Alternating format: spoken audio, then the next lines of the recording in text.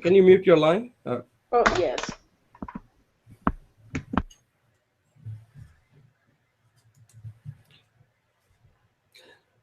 Hello, welcome to Speech Talk Live, episode number 12. My name is Jayoza, and I'm the host of this show. And today I have Julie Finkelstein, who is a mentor for the Introduction to Public Speaking course. And I'm based out of Hazlet, New Jersey, and I kind of do three things. One is I have a consulting company called Tool Group, where I help startup and small companies drive sales, to put it simply. The second thing that I'm working on right now is trying to get a first book done, which has been turning out to be a real difficult thing. And the book is going to be actually on public speaking. And one of the topics that I'm going to talk about is going to be included in the book. And I would like to get some feedback from Julie and others who are watching this or view it later. And the third thing, obviously, is we do this show weekly, and it does take up quite a bit of time. So I enjoy doing this show because I think I'm learning a lot, and it's an opportunity for me to teach. And also today I'm sharing one of my speeches that I had done for Introduction to Public Speaking from Coursera.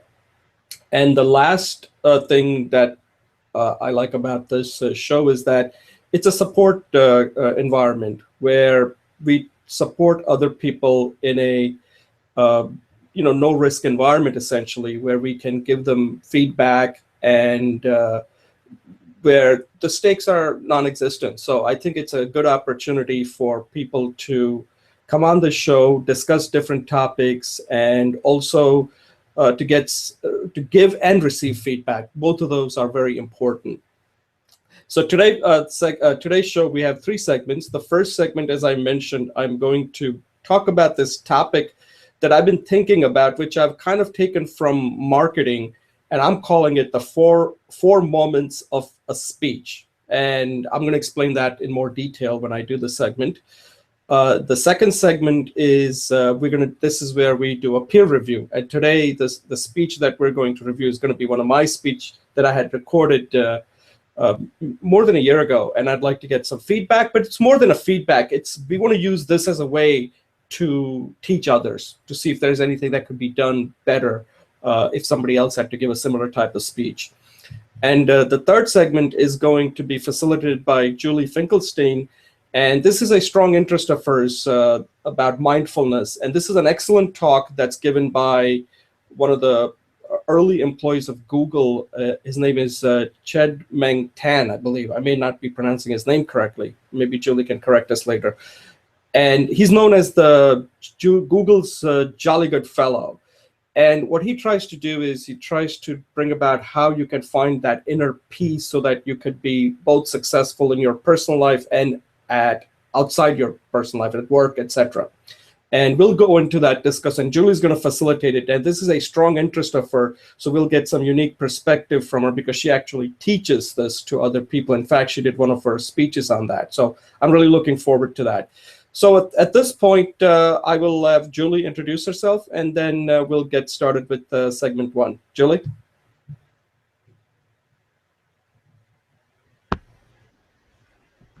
Thanks, Jay. I have to learn how to synchronize your speech to my unmuting. Yes, my name is Julie Finkelstein, and one of the things I like to say is I lived through 1,000 years of technology. I started out in this village where there were no electricity and cows for power. And I ended up with a career in computer systems design, doing leading edge work of relational databases and real-time mission-critical systems and informational data warehouse systems. Today, I'm also a mentor with Jay, and I really appreciate Jay's work with this program. So I'm a mentor, a fellow student, and I'm a regular participant in Jay's show. So with that, I'll turn it back over to Jay. Okay, Julie, thank you very much. I'm going to take a brief pause so that when I separate this segment out, it's much, I can edit it nicely. So I'm going to take a 2-second pause and then we'll get started, okay?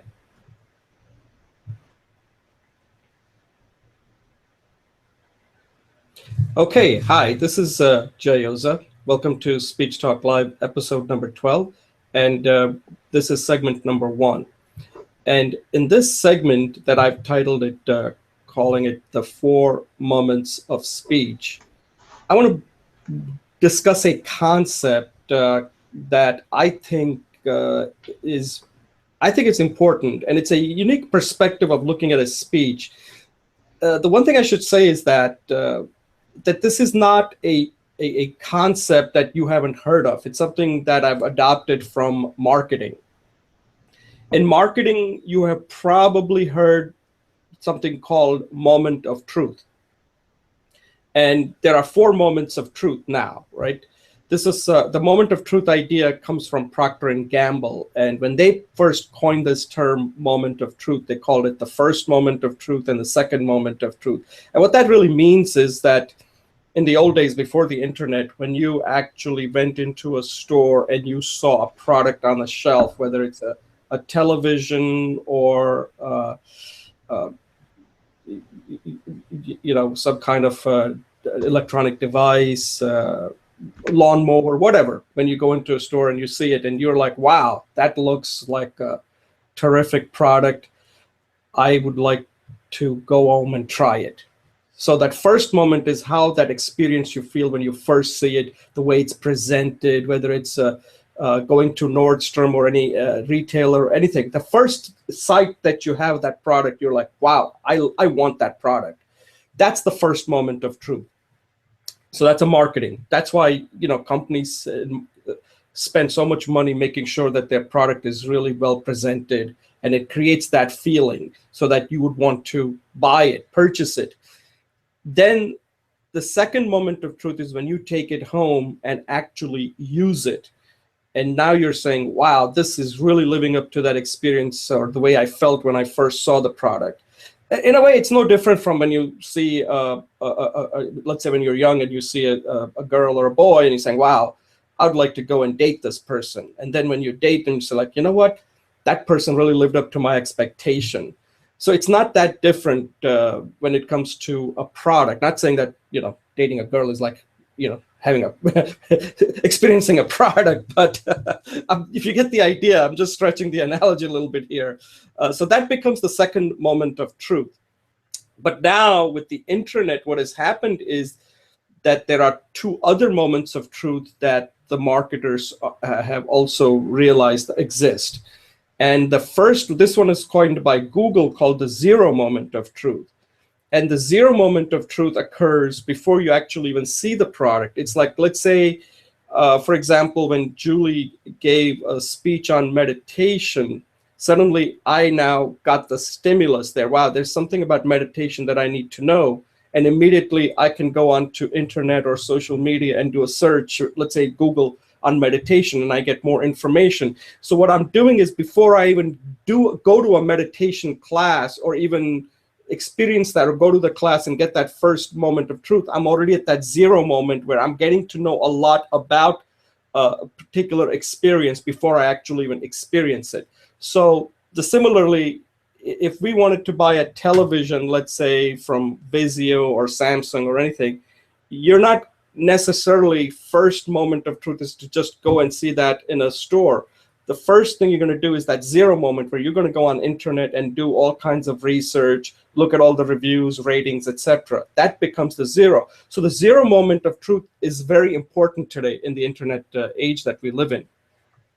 Then the other, and this was coined by Google, obviously, because of that's where people will go initially to do the search. But now today, that could be just about anything. Then there's a last moment of truth, which some people call it the third moment of truth. But I like to go by what Brian Solis from Altimeter Group calls it, the ultimate moment of truth. And the ultimate moment of truth is also very important. What this means is that, let's say I purchase a phone, which is, let's say, an iPhone. So in the beginning, I do all sorts of research. Then I go into an Apple store and I see it, and I'm like, wow, I got to have it. Then I take it home and I order it, let's say, and I get it, and I open it out of the box, and now I start using it, and it's really, I have a real positive experience of this product. Like, I can do so much. I can take pictures, I can listen to music, I can take videos. Oh, it's amazing. I love it. And because of that experience that I'm feeling, I'm now ready to share it with others. I may show it to my friend Julie, I may show it to Somyan, I may show it to Latesh, I may write about it, I may even do a review about it, I'll give it a rating. So my ultimate moment of truth is now going to become somebody's zero moment of truth, if that makes sense. Because of all the information that I've shared based on my experience, somebody's going to see that and say, hey, wow, let's see, this guy Jay really writes good things about this product. Maybe I should go and take a look at it in an Apple store. So that person's journey is now starting from 0 to first to second. And at some point, that person may end up feeling the same way that I felt. And then his ultimate moment of truth will become somebody else's zero moment of truth. So that's the marketing concept. So let me just ask Julie if she has any comment on this concept. Did I explain it clearly? Because before I move into the moment of speech, because it's going to be very similar, but I just want to make sure that people understand the moment of truth before I move into the moment of speech. So Julie, do you have any questions or comment on what I just said? Hi, Jay. Yeah, no, I really appreciate what you're saying. I think it really, I'm eager to hear what you say as to translate from marketing to communication. So I quite go. So the first one is starting with 0 is when somehow you have interest in this topic or product before you even go and see the actual product, you research it. So the first 0 moment is to do the research. And then the first moment is when you look at the product, how you feel about it. And the marketing experience is like, wow, I want it. And then the second moment of truth is taking it home and using it. And the ultimate moment of truth is that you're so excited about this product that you're willing to, either good or bad, you're willing to go on public. And that becomes someone else's moment of truth. So I think this is a really great step-by-step process of how to experience, how people experience. And I'm going to be thinking about how I can take my training and work through that. But I'm ready to hear what you say about how, as it relates to public speaking and speeches and communication in general. So, yeah, thank you. Yeah, no, that's, I think you basically nailed it on exactly what I was saying. The only thing I'll add to it is that let's hope it's a positive experience. Because if it's a negative experience, then other people's 0 moment stops right there. So if I say that, oh, that phone was really bad, then your 0 moment may end right there, and you may never get to that first moment. So I just want to be careful that in this, I'm assuming that the experience is positive, right? Because if you are giving something a bad review, then somebody may look at that review or the rating and saying that, this product is not good based on it's pretty comprehensive. This guy's given me pretty good details. Sometimes you see that with hotels and stuff, and then that's it. You're never going to go beyond the 0 if that's the case. But if it's a positive, then it could start your journey. So, okay. So I think you got that. So that's marketing. So what I have done is I've said, when it comes to public speaking, it's essentially not that different. So in the course that Julie and I mentor is called Introduction to Public Speaking from Coursera. Now, when you look at the speech there in that course, that speech is essentially an academic exercise. That most of those speeches that people are recording are never going to be given in a public. And if the speech is entirely by itself, it isn't going to be that effective. For a speech to be effective, there are other parts that also come into play, just like marketing. Speech, in a way, is a product, right? It's a product that could be monetized, or it could ideas could be spread either directly or indirectly. So you have to view the speech as a product. So the 4 moments of speech comes to, it works out like this. So the 0 moment of speech would be, so I'll use Julie as an example, since she's a practitioner of meditation, and she also gives speeches on meditation. If I'm going to come and attend your speech, Julie, on meditation, I want to go to the website that you have created, whatever it's called, Meditation Here, Now, Forever, whatever that your title is of your meditation practice. And I want to learn more about it. I want to know who you are, what's your background, why should I even care, or why should I come listen to your speech out of many that's out there? What kind of body of work do you have there? So what I'm doing is, and also see what others have to say. What kind of testimonials do you have regarding your ability to teach, the concept? Do you have anything uniqueness, the unique thing that you're bringing to the table here on meditation, the way you teach, the way you clearly explain the meditation, how effective you are? All these things are going to be very important if I'm going to drag my butt and come listen to you giving a speech at, let's say, Madison Square Garden, for example, right? I mean, I need to know more about it. I'm going to spend some big bucks to come listen to you. I want to know I'm going to have a good experience. But the 0 moment is already getting me to know a lot about you, so that I, at that point, have certain expectation. And I would say on a conversion spectrum, I'm moving up the conversion spectrum. I may be 50% sold, or it could be that some of them could be 100% sold, saying, hey, I just love watching Julie give a speech, even though I know exactly what she's going to say. But the way she says it is the part that I'm excited to see, how she's going to explain, what kind of examples she's going to give. They're coming to see a performance, and that's what's going to inspire them to keep coming back over and over and over again, right? So that 0 moment is a very important. That's what gets people to come. Today, everybody that's going to give a speech, you have to get them to go to some website somewhere, whether it's your own website, whether it's your Facebook, whether it's LinkedIn, Google+. They have to know something about you, your speech, your body of work, so that they're not coming in totally cold when they come to see you speaking. Okay, so that's the 0 moment. Then when they come, the first, the 0 moment could also be, for some people, they may not know anything about you. So that could be as simple as right after you introduced, that first 7 seconds where you haven't even said a single word, how do you actually appear to them? Because they're making quick judgments, right? This is not something they can control. Your mind automatically takes over. And some of the stuff that I'm talking about kind of dovetails very nicely to what's going to follow in segment 3, when Julie's going to facilitate this talk on mindfulness of the Chedming 10. So your mind is already taking over, and you're making that snap judgment in that first 7 seconds. So in that first 7 segment, when Julie comes on the stage, when she's introduced, let's say I don't even know who Julie is. So my initial introduction to Julie will be that 0 moment when she's introduced and she's coming on the stage.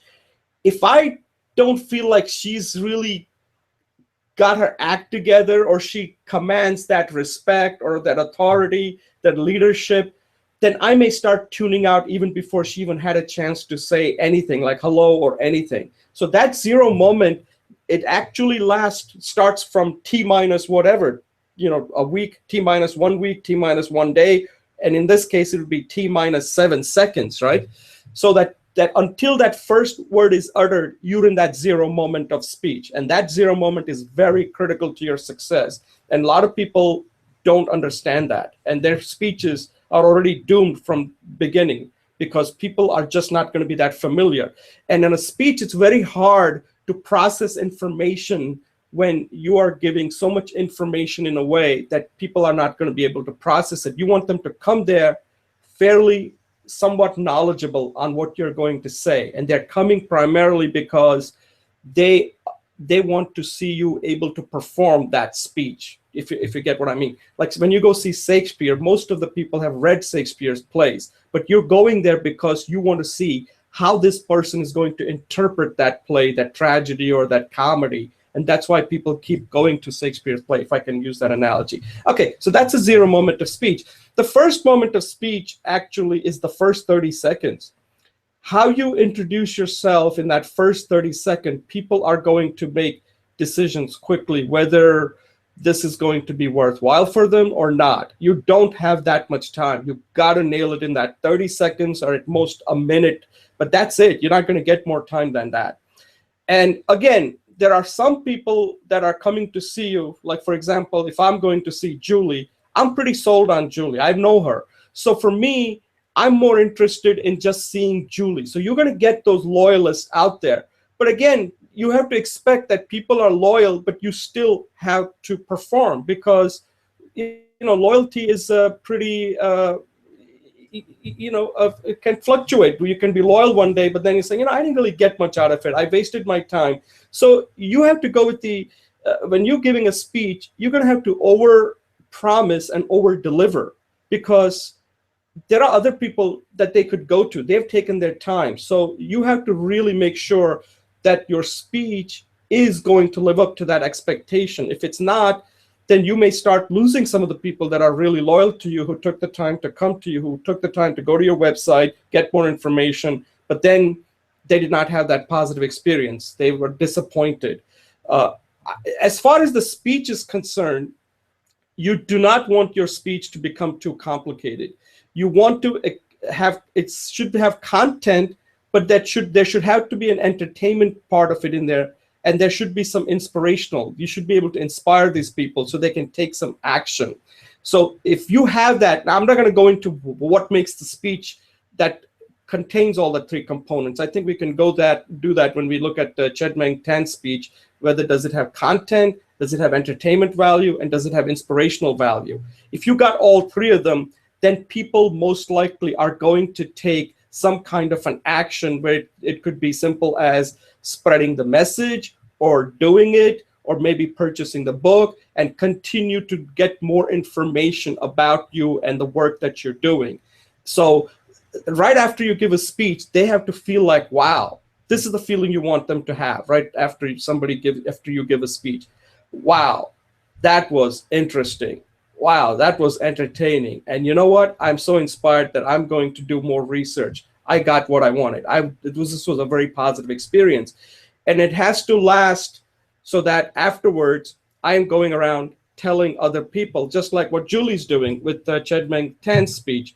She's so impressed with it that she all wanted us to know about it. That's a UMOS right there. What she's doing there with the recommending the speech is a UMOS. She wants us to know about it. So it becomes, we're starting off our zero moment of speech, zero moment right there, where we're getting to know more about Chedmeng Tan. And then once we get to know more about him, maybe see him live at whether he's in New York or in California or some other conference or somewhere, and then write about it and and if we are inspired, we want other people to also know more about him so that they can also get inspired by that. So that's roughly the 4 moments of speech, that you cannot give a speech without thinking about this. Otherwise, your speech may just become nothing but an academic exercise.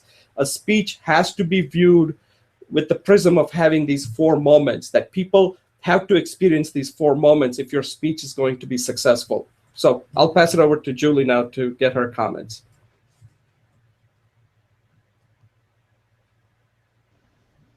Yeah, thanks, Jay. Yeah, that was very inspiring in a sense, because I think your idea that the speech is a product and that we want to use it to do something with our lives. Because to me, yeah, every time I make a speech, it's a tremendous amount of investment of my time, my attention, and my energy. So to look at it in terms of the moment is very helpful to me. I really liked it when you said the first 7 seconds was the zero moment, and that is really not conscious or deliberate. People form that opinion whether before they even realize it. So then out of that thing, before you even speak, your body language, your attitude, the introduction that was given by someone for you, all helps to frame that experience. And I like all the moments. I thought that was really, really clear in terms of the the speech itself, and I like your timing. I think you started at 10:12, and it's now like 10:30. There was some time segment, so your speech was about 15 minutes long, and I think that's a good time. That's a good segment of time to convey an idea. And finally, you always say that by you want the audience to feel like they are smarter by the time they leave this the speech, and I think that has happened, and I think you can take this speech and increase the knowledge of everybody. And in fact, if you want to make it longer, you could have segments, 5, 10, 9, say 9, 15-minute each segment, one for the overview, one for each segment, and then one for application, and you will have an hour-long product. But yet people can still just take a little slice of it. We only have micro moments in our lives, so that is kind of like a plug and play or a modular approach in how you can perhaps take the next step with the speech. So I don't know if you're looking for that or not. It came out. Yeah, that's a very, very, very good constructive feedback there. The one thing that I didn't do, and I think we don't have time. In fact, we need to kind of wrap this up soon so we can move into the next segment. Is that I didn't go into any examples here because I could spend a lot of time going into examples to explain this. And one of the examples that I've come up with that I'm writing about is an example of two speeches where you look at their ZMOS, the FMOS, the SMOS, and the UMOS. And the first speech I look at is the State of the Union speech, which has a very high ZMOS. Then it has a very high FMOS. But the problem with that speech is it starts losing its strength right from the SMOS, and then the UMOS is practically zero. Nobody remembers anything after that speech is given, what the president said the previous night. So there's an example of a speech that's probably the most famous speech that's given every year. But from the 4 moments of speech, it hits high on the first one, the ZMOS, the second one, the FMOS, but then SMOS maybe, because there's so much contained in that speech. It's got this thing, that thing, that thing. It's like a salad. It's got everything in it. And then at the end, the UMOS, nobody says that, and nobody sends out an email saying, hey, by the way, you got to go and check out that Obama speech on the State of the Union. I don't think I've ever received anybody sending me that. So it has a very little UMOS. And in contrast, when you look at like Donald Trump, for example, when he was about to announce his presidential bid, there was so much interest. People were like, oh, is he going to announce it? Is he going to really run? Is he going to drop out, or is he going to another one of those head fake? So there was so much anticipation built with that ZMOS for his speech. And then when you look at it, as soon as he gets on the stage, he immediately starts talking about like, hey, we got like thousands of people. So he's creating that atmosphere like there are so many people that are already following him, which may not have been because those people, most of them were paid, but it doesn't matter. He immediately captured people's attention. And then the UMOS of his speech was extremely high because people suddenly started talking about like, oh, he's saying these things about the illegal immigrants, et cetera, et cetera. So there is an example of a 4 moments of speech where the 0 moment was high, the FMOS was very high, the SMOS was very high, and the UMOS, as you can see now, that he's at the top of the poll for the GOP race. So there's an example of how the UMOS is so high that just people keep getting to know more and more about him. And I hear tonight he's going to be speaking in Alabama where they're expecting close to 30,000, 40,000 people attending. So just to compare and contrast these two speeches, when you look at it, the 4 moments of speech, the State of the Union has a lot of hype, but then nothing happens. Whereas Donald Trump's speech had a lot of hype and a lot of things did happen afterwards. So anyway, those are the 2 examples that I was going to, I could go into more detail on how that works. Great. Okay, Thanks. so at this point, I'll take a brief pause and then we'll get to segment number 2, okay? Okay. Hello, welcome to Speech Talk Live, episode number 12. And we're now moving to segment number 2. And in this segment, Julie Finkelstein is going to facilitate a speech that I had recorded more than a year ago for this course called Introduction to Public Speaking. And I'm going to use the speech hopefully to learn what I could do better, but also to use the speech as a way to teach others on what are some of the things that they can learn from the speech as far as technique is concerned, as far as delivery, body language, gestures, etc. So at this point, I'll turn it over to Julie so she can facilitate the session.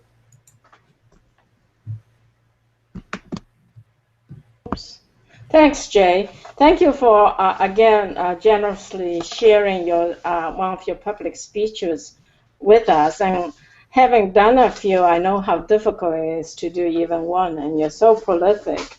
So today, you want to talk about how to hire salespeople. And I'd like you to perhaps take up a couple minutes to introduce the speech to us, and then I will come back and ask you a few other questions. Okay, Julie, thanks a lot. So let me just give you a little background. So as I said, this was for a course, but this is also relevant to what I do. And one of the things that I do is I help small companies with sales. And in that speech, as you can see right from the beginning, what I point out is that my observation with small companies, and the reason why many of them have difficulties, has nothing to do with their product necessarily or their people. A lot of times they just simply don't understand the sales process. And one of the biggest decision that they have to make is, who is that person that's going to be the salesperson? What I found is that tech companies, the CEO is usually not the best salesperson. CEO is a person who's very technically bright, very innovative, aggressive in starting a company, but then they tend to have that thing called halo effect, that just because I am technically smart, I've took the initiative to start a company, that suddenly that'll also mean that I can sell, and they can't. And I've seen that many of these companies struggle, and they eventually get into the zombie state, and then they eventually die, right? And the thing is that hiring a salesperson is not that easy. People tend to think like, oh, well, he looks like a salesperson, he talks like a salesperson, he must be a salesperson. And hiring salespeople for a startup is even more difficult, because a lot of sales jobs that I've seen in big companies, I used to work at Oracle and a company like SunGard, they are not, they're more like, I don't want to call this in a derogatory manner, they're more like a factory job in a sense, because a lot of the work has already been done for you. And you're just there to kind of move the process along. There isn't that evangelism that is often required for startup sales, because in startup sales, you really have to basically sell yourself. I always tell them that if you're trying to sell in a startup, and any sales company, but especially for startup, if they're not willing to hire you, then they're not going to buy from you either. Because the first thing that you're really selling is yourself. The second thing you're selling is the company. And the third thing you're selling is the product. So if they're not ready to hire you, saying, hey, this guy brings something that I really like about him, I just like talking to him because he's bringing so much insight that can help me, then you can obviously introduce your company, and then you can introduce the product. And at that point, the sale becomes kind of the natural part of the process. So in this speech, what I talk about is that, okay, so how do you actually hire a salesperson? So I broke down the sales process, typically what would happen in a typical sales process, 7 different steps that I've identified. And I said, why not use those 7 steps when you're hiring a salesperson? Because if the salesperson is looking for a job, technically he is the product, and he should be able to sell himself like he's a product. Because if he cannot sell himself like a product, then what kind of confidence would you have in him able to sell your product to somebody else, if that makes any sense? So that's what the speech is about. And I basically go through all the 7 steps. And Originally, I thought this was an informative speech, but it might be a persuasive speech. But like I said, I don't believe there are any speeches that are informative. But I'm not sure whether I use many of the techniques. I think in the beginning, I start out the speech a little slow. So I'd like to get some feedback on it. Like, does that capture people's attention right from the beginning? Or it needed a little bit more energy? So that might be a feedback. When I looked at it, I thought it needed a little bit more energy in the beginning. My opening may not capture somebody's attention to saying, hey, I want to really know about it. Maybe the 7 steps comes a little bit too late. So those are some of the decisions that I made. But at the end, that's my decision. At the end, I like to know how other people received it. So at this point, I'm going to turn it back to Julie and get her feedback on what she thought when she watched the speech. And then if she has any specific questions that she would want me to answer. Okay, thanks, Jay. Yeah, I watched this speech, and first of all, I want to say thank you again. I became smarter after I learned hear the speech, and I actually co-founded 2 consulting companies with my husband. One was called Links Technology, and that one we had 3 or 4 partners, and the other one was just my husband and I, and some subcontractors, and that was performance computing. And all I can say is, had I known about the importance of sales, my company would probably still be active now. I think we were a great technical company. We created some great products, but we didn't know how to leverage that. So from my own experience, then I can say for sure that I really enjoy your clear speaking style. You know, I think you are a natural teacher and was very organized. And I think you did link the evidence to the claim. And I want to encourage you to continue to teach us through this method, because it's very prolific and it's scalable, right? Because these speeches are, you can go on YouTube and everybody can access them, and who knows, it might go viral. In terms of your question, you say a little slow. This is what I wrote down, is that if you look at the speech that's following, Chain Mantan did not introduce himself in the speech. Okay, he probably had an official introductor person who really made him sound exciting, and everybody knows who he is because it's a well-known organization, and he was an invited speaker. I think that you could generate that kind of excitement by introducing yourself. Hi, I'm Jay. I used to sell for businesses in major leading-edge technology companies, Oracle, Sangar, and you might know Oracle because it's the biggest database company in the world now. In my doing this, I had many challenges and many successes. One of the key successes I want to share with you is how to hire salespeople to make your company successful, because sales is the keystone to success. You never have a successful company without successful salespeople. So that to me is like giving yourself credibility, underscoring the critical nature of sales and how you have experienced it yourself, and that you can bring that forth. So I agree. Yeah. So what you're saying is that what I should have done in the beginning is to establish that credibility, so that people immediately saying, "Wow, this guy has some experience based on working at some of these companies. So now I want to know more from what he has learned from his experience." Yeah, that one he sold. Secondly, he was successful at leading edge companies in the world. And that you've not only survived, you succeeded, you flourished, and now you're a successful consultant yourself, and that you want to share this. The second thing, I think that in the beginning, like I said before, you're very good at translating ideas because you're so methodical. But in the beginning, that clarity is not necessary, right? In the beginning, what you want is, like you said, that wow experience that's unconscious, taking your speech, applying here, that zero moment is maybe I know you had your back pain, so that could be part of it. But my question is, I didn't get the sense that you were excited about this. I got the sense that this is really important, that you want me to know it, but it didn't give you any pleasure. You weren't happy, you weren't excited, it wasn't fun. I didn't get those kind of feelings because, hey man, I like to play. Life is a bitch.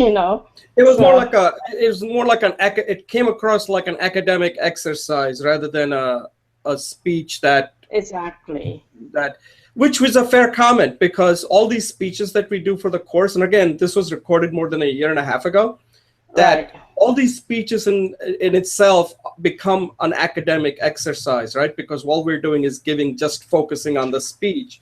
But like one of the things that I pointed out earlier is that if this was a speech that I was going to give to front of a live audience, then there would be a lot of other things that have to be done so that to set up. There has to be that zero moment there.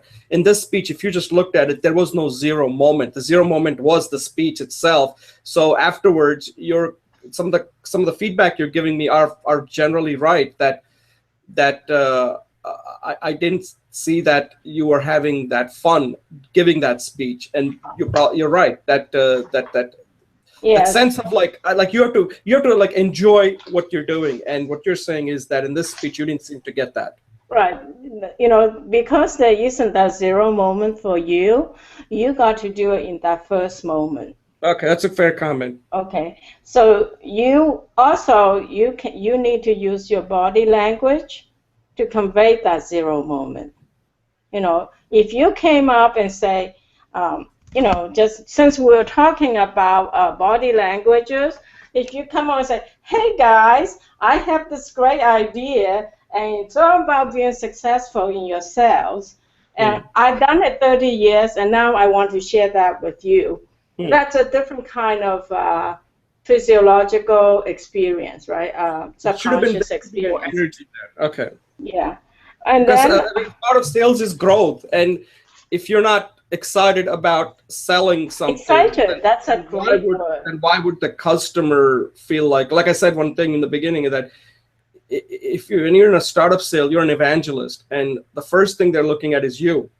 Right. And you are the product, right? Before they even get to see the product. And if the product doesn't create that enthusiasm, that excitement, then they may never want to know what the real product that you're really, okay, that's good. Yeah. So what I'm saying is there's like credibility, excitement, and then being able to share, right? You want to get all those things out.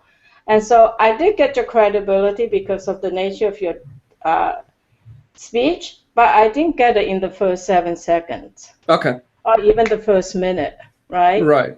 So this is an example of a speech where the zero moment needed work. And again, this was something that I had done before knowing all these things. Right. So this is something where this would be an example of a speech where the zero moment isn't compelling. Right, and I'm learning the same thing from you, right? Yeah, right. Because when you give me speech. Yeah, and that's why I included this, because this was something that I'd recorded. If I had to do it again, then I had to follow what I'm saying here with the zero moment, the first moment, the second moment, and then the ultimate moment, right? Yeah. And in this case, what you're saying is that first 30 seconds had to show that excitement, and then that excitement had to continue throughout the entire speech, so that at the end you're saying, wow. I'm saying that you also need to establish credibility, because no one's introducing you. Like if I was there, I could say, I've known Jane for so many years, and throughout his life, I saw him progress from a newbie in sales to like a manager of sales, and now he has his own consulting company. And in these moments, he's going to share some really critical knowledge with you. So I could do that for you. Since nobody's introducing you, you got to do that for yourself. Okay. And the other point is connection, right? So so it's credibility, credentials, and connection.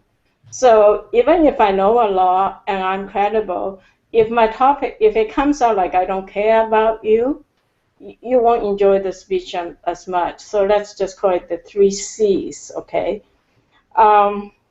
So that's credibility, connection, and credentials. Yeah. Okay. Credentials, yeah, credibility and connections. I Mm-hmm. can write down credentials. So credentials matter, right? It's part of building credibility, but credibility comes from other stuff.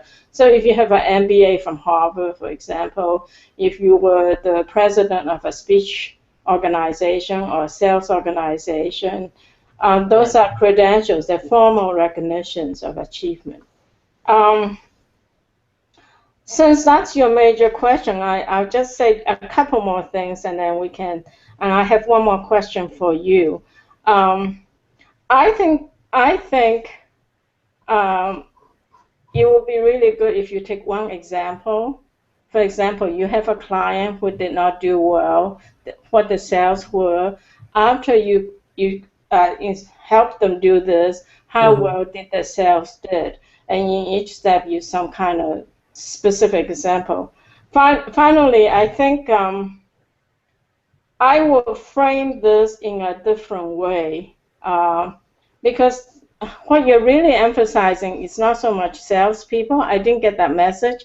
When you say it in the introduction, I get it. But to me, it's most like how to make the 7 steps your company Best culture of practice. Yeah. sales. Mm-hmm.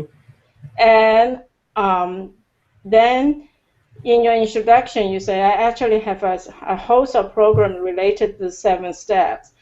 I have a check sheet that you can use to hire individuals. And I will use that today to talk about these examples. In addition, I have a training program to help the salespeople step up to the skills. Because one of the things, having worked in a smaller company, I cannot afford to hire the most experienced people. I just can't compete with IBM or Mm-hmm. Oracle. However, I can transfer this special knowledge and make them more successful. So a company such as yourself, you could have a program on how to train salespeople in these 7 steps of selling. In addition, you can have another program, how to endeavor the whole company to speak the whole service in the 7-step process of customer service, in executive language, in resource allocation, you know. So you, instead of having a speech, you have a host of products. And then all those products relates to this whole thing. The sales process makes your company survive and thrive. Yeah, so that's a good point, and I don't know whether this came through in that speech. Oh, and I think you're raising an important point here, which may not have come through in the speech. So what I was really trying to do in that speech was saying that if you're a startup, you do not have.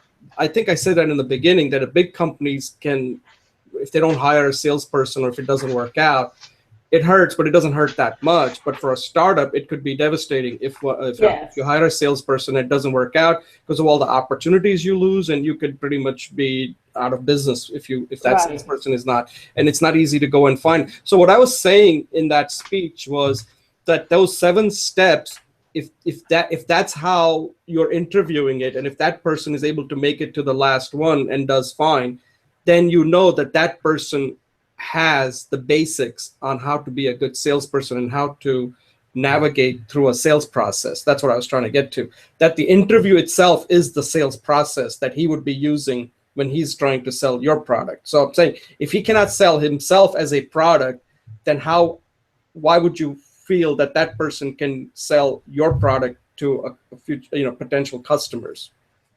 I have to admit, I didn't listen to that speech multiple times. I think I heard it once or twice. I did not get that, but that's a very powerful point. And I think I did hear when you were introducing the speech. Right. In the interest of time, I will be happy to, Yeah, we can. explore the. You can send me more information. Yeah, so I Okay. will. I will definitely appreciate your comment, and thanks a lot. That gave me some very good things to work on in future speeches. So I want to thank you for your feedback. And at this point, I think I have one more quick question for you, and I think this underscores this class and practice. I have seen a lot of improvement since this speech and how you are presenting yourself now. I was wondering if you would like to highlight a couple just in a minute.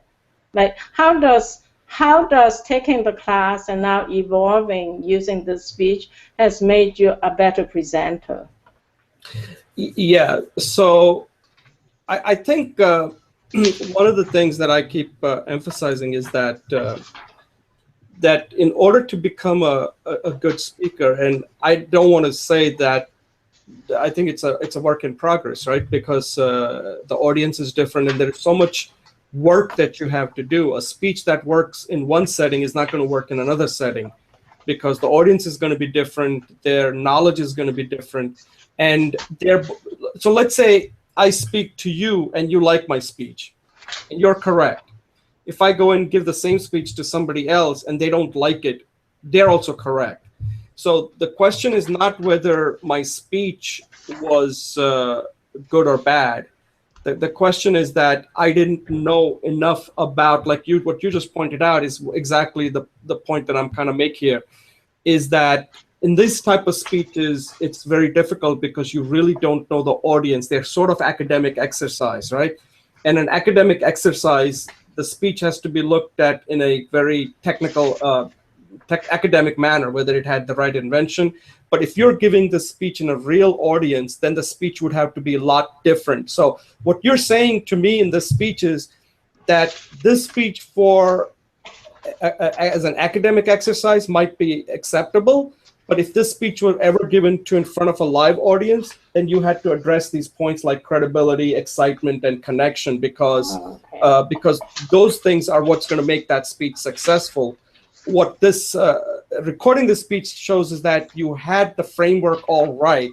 Now you have to really bring that in as a performance when you're really giving it live in front of an audience, and all of the other things that you have to do for the speech to be successful. Because at the end, the speech is only successful based on what people do afterwards. Otherwise, if they don't do anything, then what did you really do? You just made a lot of noise and that's it, right? Nothing ever happened afterwards. It was like one and done thing.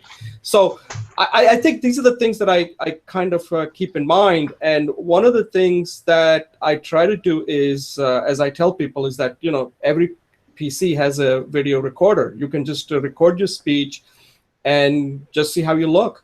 If you can do that much, how you come across. And one of the things that I've noticed is I have a tendency when I get excited to speak fast and use a high-pitched voice. And that sometimes is not that effective. So I need to maintain I need to slow it down, that even when I'm excited about passionate. Now, that doesn't mean I don't want to use vocal variety, but occasionally when I go back and look at my speech, I somehow saying, Jay, that's not the way you want to sound, because it just makes you look like you're kind of losing control. So the thing that I want to try to get across with this doing this type of speech talk live, like I said, part of it is learning, part of it is teaching. The thing that I want to learn is that I want to maintain that, I want to have that control over my voice, so that, hello? I want to have that control over my voice, so that I sound like I'm authentic and I have credibility. And then that's what I'm trying to get across from taking this type of course, and that's what I'm learning. So until Julie gets back, I'll just talk more about some of the things. So if you're watching this and you're recording a speech, you have to remember that the speech that you're recording is for this course, or for this trying to learn how to come across. But that's why you have to take risks, and you have to kind of pretend that there are people out there that are going to be listening to you. And the best thing to do is record it and then just view it yourself and see how you like it. And if you don't like it, re-record it. Keep re-recording it till you get comfortable with the speech. And I'm going to take a quick break here.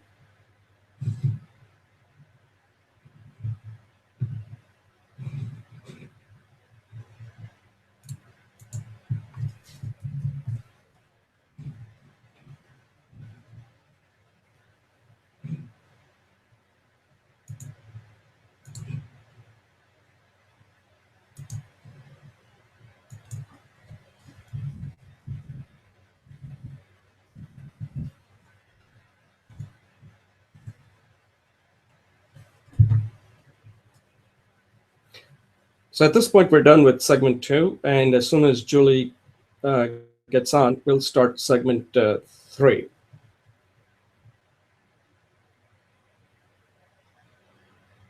Oops, I have no idea what happened there.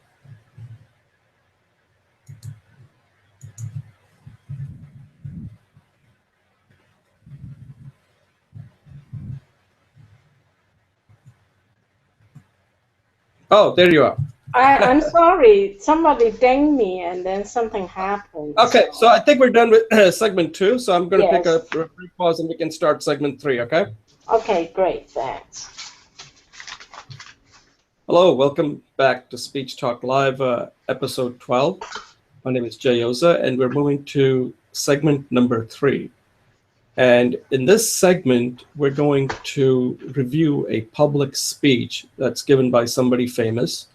And today, Julie Finkelstein has shared a speech by Chad Meng Tan, who is known at Google. His title is a jolly good fellow. And he talks about mindfulness and how you can be at peace within yourself and at work, and how to have that mental peace. So Julie's going to facilitate this session since she knows a lot about this topic. At this point, I'll turn it over to Julie to kind of introduce the speech and tell us exactly what she likes about it, and let her then go into it in more detail. All right, Julie, take it over. Thanks. Thanks, Jay. So yes, this speech is by this ex-Google engineer, Chad Meng Tan, and he is talking about this program called Search Inside Yourself, which is also a book. Now, he's an engineer, so he's kind of in the tech world, and he's dealing with this very kind of soft touch topic, and I find that very in alignment with my background and my idea of what I want to do next. So he is an ex-engineer. He was one of the first 100 hired by Google, and Google generously allows 20% of their work time to pursue their own personal pet projects, and he used that time to create this curriculum. It is actually extremely successful. It's been running in Google for the last 8 years, and he actually he's the first engineer who transferred from engineering into human resources, and he takes this program around the world. I think it's very successful because it is adopted by many organizations, and he started this program called SILY, SILYI, Search Yourself Leadership Program. I recently gave a speech in Introduction to Meditation, and I thought, hey, modeling. Let's find someone who is successful, and maybe I'm inviting Jay to maybe point out some of the differences in his speech versus mine, and so I have a way to improve, bring my speeches to the next level. We're both similar in the sense that we're both Chinese. We both speak with an accent, and we're a little bit on the nerdy side, but clearly we also have some soft skills as well. And I want to do actually exactly what he has done, which is to bring success skills and happiness skills that works both for individuals and organizations, and I hope to open source that to individuals, that individuals will have access to that, and then they'll be able to be paid handsomely by organizations to create these similar programs for their organizations. So he's definitely someone I admire and aspire to do. With this, I'm going to turn this over to Jay and talk, and maybe we'll have a little bit of a conversation on this. Yeah, Julie, thanks a lot. And again, thank you for pointing this speech out. I think there were another speech that you had initially sent was a longer version, which I need to view it also. So I can include that. So if somebody wants to view this speech and want to get more, then they can either look at the longer speech and perhaps even purchase the book. I looked at the book is not that expensive. I think it's like $5.99 or $6.99. Actually, it's free. If you Google for the title of that book, you can get a complete version of it for free as a PDF. As a PDF, it's free, but as a Google Kindle, I think I had to pay something because I read all my books on Kindle. Okay, so I had to pay like $5.99 or $6.99, which is, look, if you get even one idea from it, it's worth it. Okay. Yeah. There you go. I think he's an excellent speaker. I think, like you said, he has an accent, but sometimes you have to work around that because you don't want to focus on that, and that's what you have. But then you have to compensate for that, and he does that extremely well because the way he speaks is very deliberative. You know, it's not like he's getting carried away. So you can tell that this guy has given that speech many times. That was not the first time he's like giving that speech. Otherwise, he wouldn't be giving that speech. So he has a lot of, so he's a professional speaker, okay? So when we're looking at him as a professional speaker, and that model that you're saying, that's a right model for you, Julie, because that's how you want to give a speech. If you notice that he's in control right from the beginning till the end, right? He has complete control over the topic. He has complete control over his message, and he's complete control over his emotion. He himself is the message. That's the key thing, that he is talking about mindfulness. And if he is not the message, the speech falls apart pretty quickly. And that's what he's conveying, like the way calmness. Remember, he cannot get off the rails in that speech. Otherwise, people will be wondering, why would I want to listen to him if his speech is so off the, out of that balance? There was that real balance there. And he also does something very interesting, the way he starts his speech, which captures your attention with that metaphor that he uses of a horse and the rider. I think that was very effective, the way he captures your attention, that, who's in control, the horse or the you? And I thought that the way he did that was quite. One of the things that I had suggested that, Julie, that he does extremely well, which I have to go back and see whether you did that in your speech or not. Because since you're asking, this is the model that you want to use, so I'm just going to kind of compare and contrast. Yeah, thank you. He asks questions throughout the speech, if you noticed, to keep the audience's attention. Because if you look at the speech, it's a fairly complicated topic, okay? This is not an easy topic to understand. And his challenge in this speech is to simplify it so like the audience is thinking that I am now much smarter than the speaker. Because a lot of times, if the audience leaves with the impression that that guy was a real smart speaker, then you lost the audience. And I think the key thing there is that he does make the audience say that I am smarter by watching him give the speech.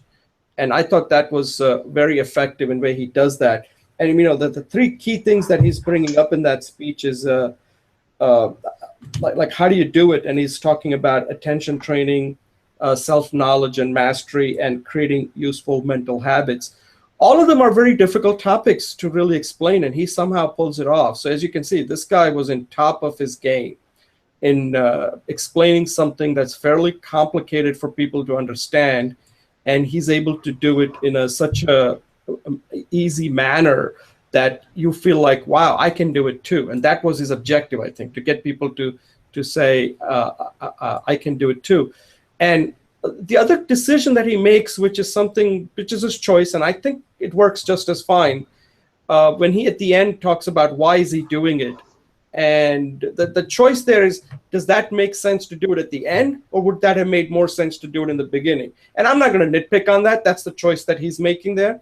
Some people will say it might make more sense to do it right in the beginning to let, like you were saying about establishing credibility, but maybe his credibility has already been established that he doesn't need to do that in the beginning. So I think that's the choice that he's making based on knowing his audience and knowing the place that he's giving this speech at, that he doesn't need to do it.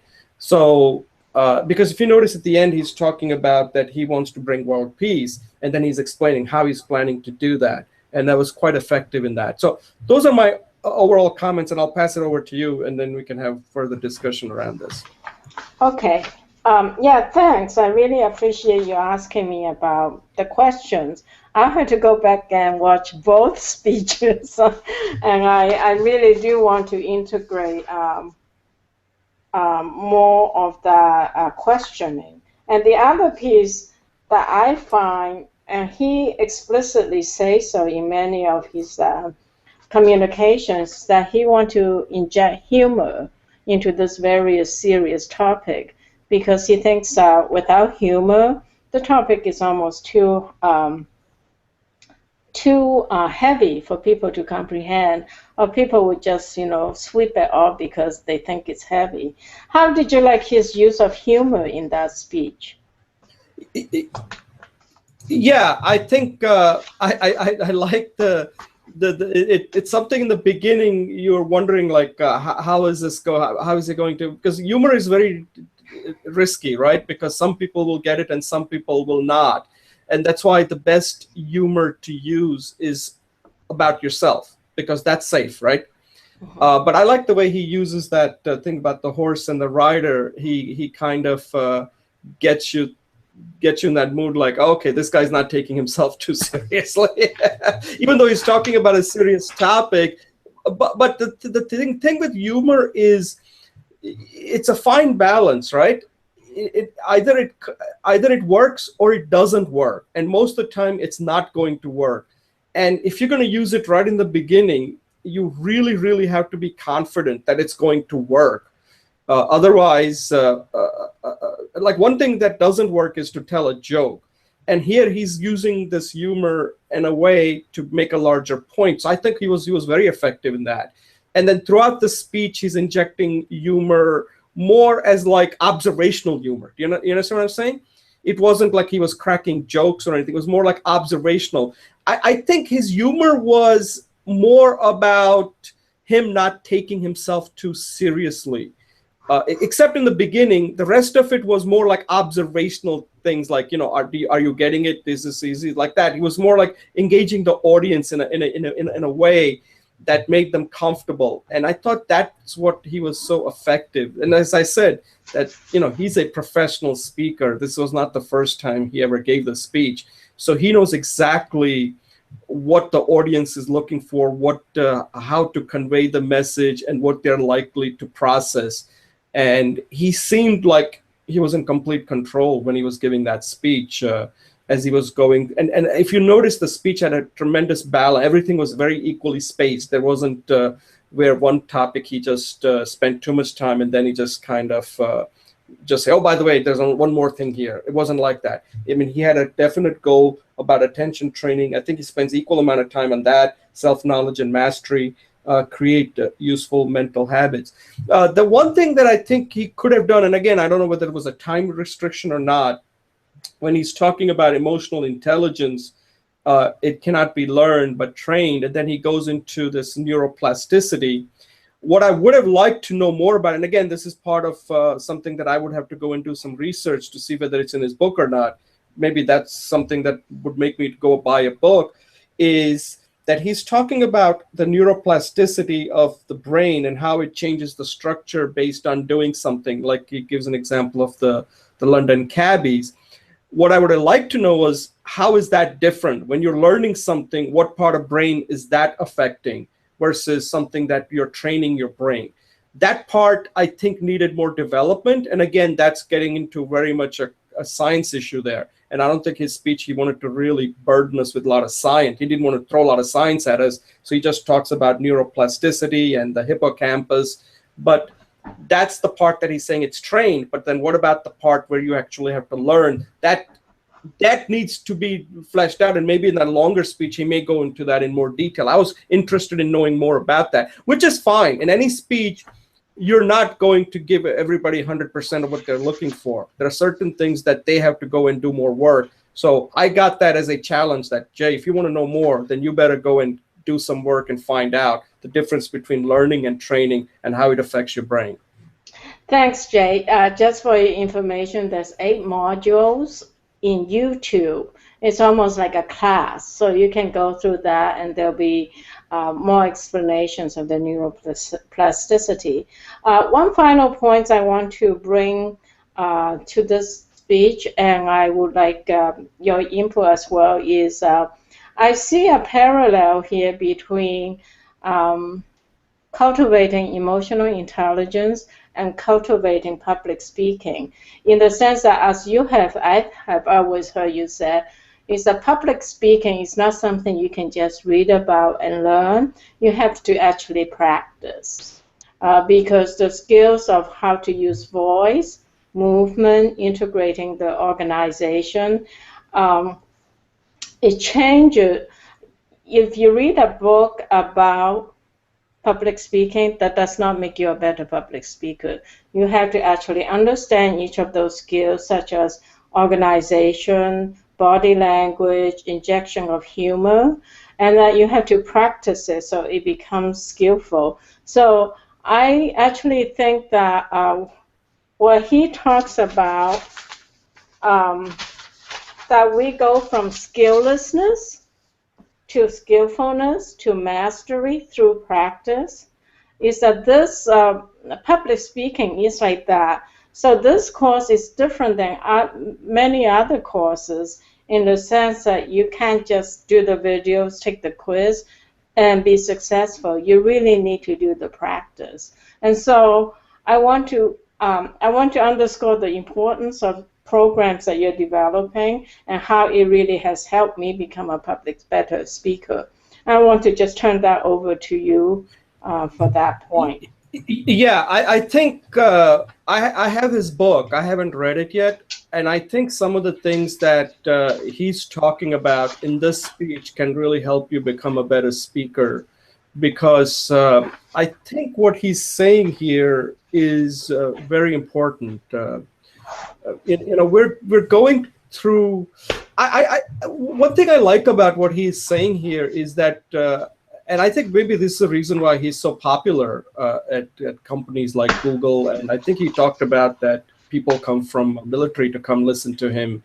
That he's tapped into something in how do you survive in this world where we are constantly inundated with all kinds of disruptions and distractions and stresses and all kinds of pressure, but we can't just abandon it and go and live like a hermit and not having to worry about any of these issues that we all deal with. And that's the part that I found at the end when he was explaining about that if he was just talking about this in a vacuum, like, hey, you have to do this, then what he was saying that people will just say, okay, that's it, but they're not going to take any action. And what he figured out is something that he needs to tie the success and profits, and that's and at the end, how does that help the interest? Because he's basically trying to do something that's kind of difficult, right? Because he's saying that this practice of mindfulness has to lead to something that you can feel and actually it's tangible. And he's tying that to, well, let's call it capitalism in a way, success and profits, right? Profits is part of the capitalism. But success is more from, and he talks about it in there, that, if you're calm, then that is a sign of leadership that can help you get promoted. So he's looking after, he's kind of appealing to your self-interest, that these practices are going to help you, which is important, because if people don't feel like why do I care? Then they're going to just completely zone out and not pay any attention. So he's doing something very clever here. He's appealing to our self-interest that, hey, if you're just calm, then you might get promoted. But what he's not telling people is, which is, I don't know that was his plan, that all these things he's telling you is going to make you a better person. He's not saying that actually. What he's saying is that you're going to make, because you're in a work environment, maybe it's because the speech he was giving, maybe people were in a corporation, that this is going to help you become a better employee. It's going to help you with this calmness. These practices are going to help you get promoted. And through that, what he's not connecting there is that it's going to make you a much better person, even because everybody's not going to get promoted, right? That's just not going to happen. He can't make that, no matter how much everybody practices it.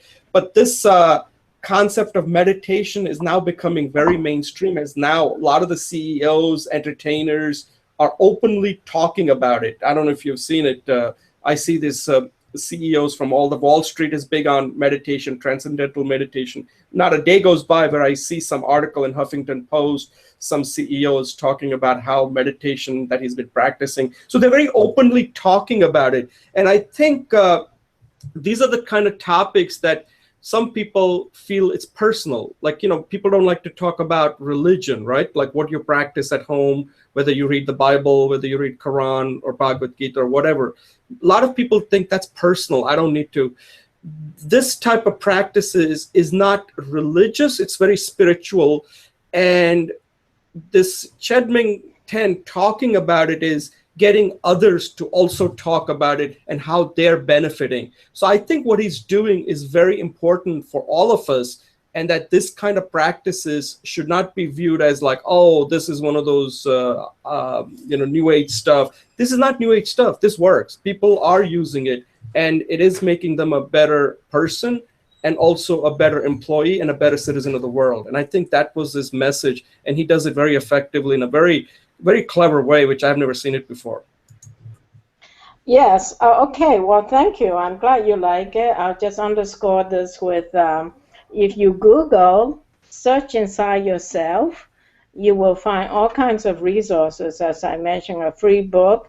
And if you Google on YouTube, search inside yourself, you'll find the complete curriculum in video format, and also lots of speeches, as Jay mentioned. So thanks, Jay, for letting me do this. Okay, Julie, thank you for sharing this speech. I thought this was a very good speech. I think everybody should look at this and learn some of the things that he is doing. It was a very well delivered speech, very well organized speech, and it's one of those speeches that that has hit a high mark that we should all try to achieve. And Chedming Ten is an excellent speaker that we should all try to emulate. Thank you. Okay, so we'll just take a brief pause and then close it out, okay? Okay, so I thought this was a good, I wish, we can get more people. I'm not sure that we need more people. I think we need more good discussion. I think that's what I look for. Mm-hmm. The people part, I can't control. It's up to their schedule and their, how busy they are. But the main thing that we can control is what kind of quality of discussion that we're having. And I think today we brought in a lot of good topics to discuss and learn from. They're not perfect, but that's part of speaking. They cannot be perfect. It was good enough. And I think these speeches, there was a speech that Somyan has sent. I think that's a little too long. We'll see if he has a shorter version of it. Because I think the speech that I'd like to review, I don't want it to be too long, because then you're asking for real investment of time, right? Mm-hmm. And I want the speech to be able to convey everything in no more than 20. Sometimes if it goes over, that's okay. But when it starts going over an hour, I think that's a little too long for the kind of speeches where people are going to really pay attention to. So what do you think about that? Yeah, I agree. 20 minutes is about my maximum attention span for listening to a speech. Since we can listen potentially up to 3 speeches, that already is an hour. And if we listen it twice, that's 2 hours. So, we can easily spend 4 to 5 hours a week on this. So, yeah, I agree. The next speech I want to think about including is the one by Simon Sinek. I don't know if you've ever seen that speech on Start With Why. Okay, that sounds great. The reason I think that speech is not only the way he delivers that speech and the way he has organized the speech is something that we could all learn from. That he uses 3 short stories to explain the same idea about why, how, what, right? Like you got to start with why, then the how, then the what, right? and he uses these three stories about Wright brothers, Apple, and Martin Luther King. And I thought it's very effective technique that he uses that we could all learn from. That's great. My one more suggestion is if you want to create this segment, let's post it in the discussion forum to get feedback. Yeah, I'm not getting any feedback. I do that. I don't get any feedback. Oh, you do that? Okay. I do that. Yeah, I put that Latesha's speech that he gave, and I included three, like all of the stuff. I hardly ever get any comment, except you. I don't know, really, the students are overwhelmed, or the only thing I keep seeing about over and over is everybody wants to be part of that study group. That seems to be the most popular thread. I keep on asking when is it and where is it, and I don't get any. Everybody wants to be on it, but I have no idea what's going on there, where is it going on, and what are they learning from it. I think what we're doing is got to be, like I said, if somebody has a question that they want to ask us, we'll talk about this next week, but let them record it and give us like why they're asking that question. So it's an opportunity for them to also practice. And if they want to come on live, then we would prefer them to come on and go into it in more detail, and then we can have a discussion around it. If they want to lead that discussion, if somebody's asking that question, because part of speaking is leadership, right?